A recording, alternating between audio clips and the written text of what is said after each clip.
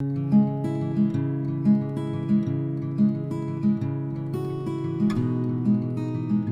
in December, the Thomas wildfire, which was the biggest wildfire in California history, rolled through the Santa Barbara area, and Santa Barbara County was uniquely affected by it. After those fires, since all the ground cover had been destroyed, the first rainstorm that we had come through sent devastating mudslides through the community of Montecito.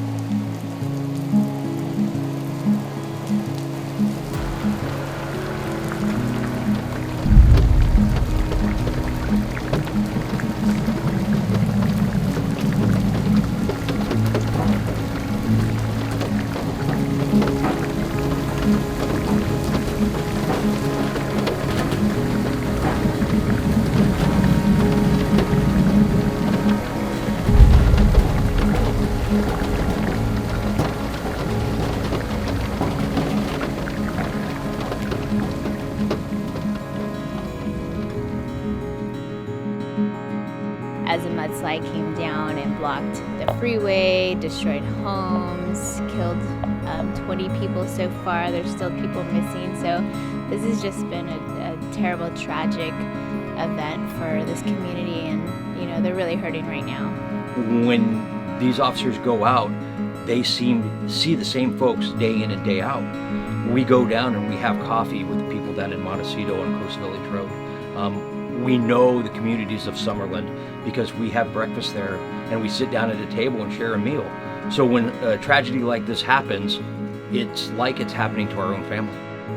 Can you imagine, really, a family dealing with, they're in a hospice situation with a loved one, and this crisis, this disaster comes through and interrupts all of that, what is normally a very peaceful and dignified process.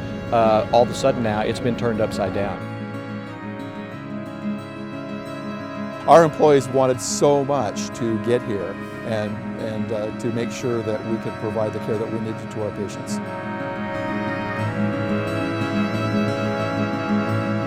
If you can imagine that looked normal, like all this here looked, and then when we first went up there and saw those rocks and the trees and how devastated that area was, it looks completely different than it used to look.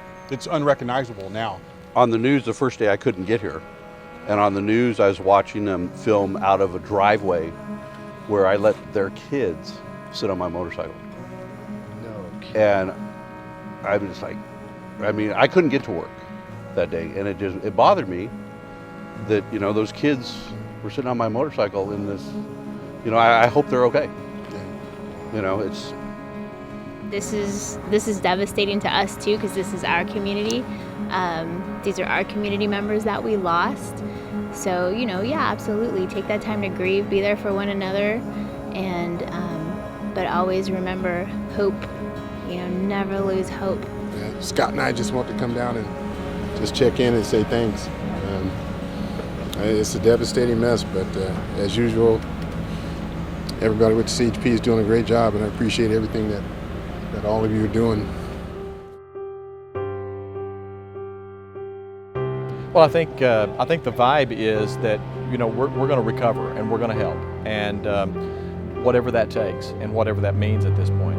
The morale is incredible. The officers in this area have banded together and made the community their own. So when it affects the community, it affects us. I've heard it said many times, it takes a community, and this community has pulled together to now begin to recover and to kind of rehab, if you will. And I think a part of the way that we do that naturally as individuals and as a community is to help, to reach out beyond ourselves and to help, and I think that is bringing some healing along with it. Right now, we're currently doing escorts of essential services. So we're escorting in the people that are on dialysis and they need the services of the registered nurses who run the dialysis machines. We're escorting air traffic controllers through so the airport can keep running, nurses and doctors for Cottage Hospital, teachers. And we're escorting these people in by the bus loads. So everybody that's coming in is in some way affecting a positive change into the community. We're all used to seeing the words to protect and to serve on the side of law enforcement vehicles, and I can't think of a better example of protecting and serving than what the California Highway Patrol has done. The CHP stepped up very quickly, and they have escorted a van and a car in full of caregivers every single day, twice a day, helping us get into where our caregivers can get out to see the patients and care for them. Today we have 145 employees coming each way twice a day with a CHP escort.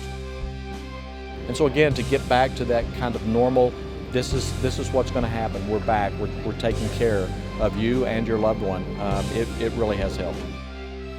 I know that this community will persevere. They're extremely resilient, and they'll come back together even stronger as we rebuild after this incident.